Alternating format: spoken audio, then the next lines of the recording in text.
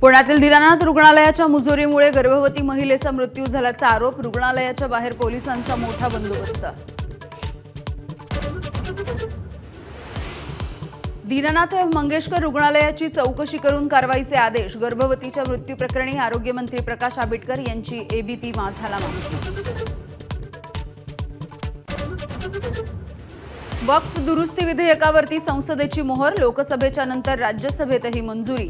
12 तासांच्या चर्चेनंतर समर्थनार्थ 128 तर विरोधामध्ये 95 मतं. राष्ट्रपतींच्या स्वाक्षरीनंतर कायद्यात रूपांतर.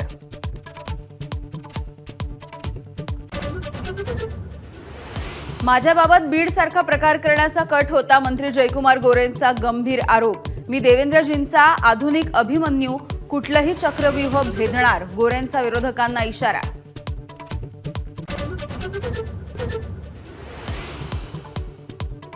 नागपुरात भाजी बाजारामध्ये झालेल्या गोळीबारामध्ये एकाची हत्या तर 1 जण जखमी. गोधनी परिसरामध्ये तणाव. पोलीस बंदोबस्त तैनात.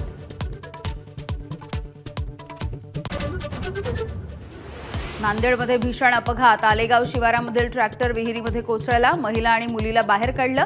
अजून 7 ते 8 जण आत असल्याची माहिती.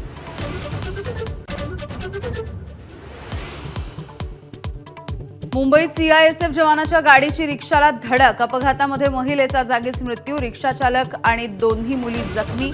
मद्यधुंद अवस्थेमध्ये आरोपी जवान हा गाडी चालवत असल्याचं उघड.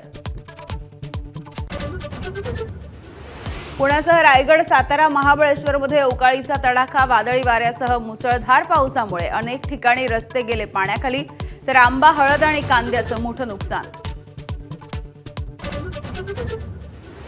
हिंदी चित्रपटसृष्टीमधील ज्येष्ठ अभिनेते मनोज कुमार यांचं दीर्घ आजारामुळे निधन. वयाच्या 87व्या वर्षी मुंबईतल्या कोकिलाबेन अंबानी रुग्णालयामध्ये घेतला अखेरचा श्वास. उद्या अंत्यसंस्कार.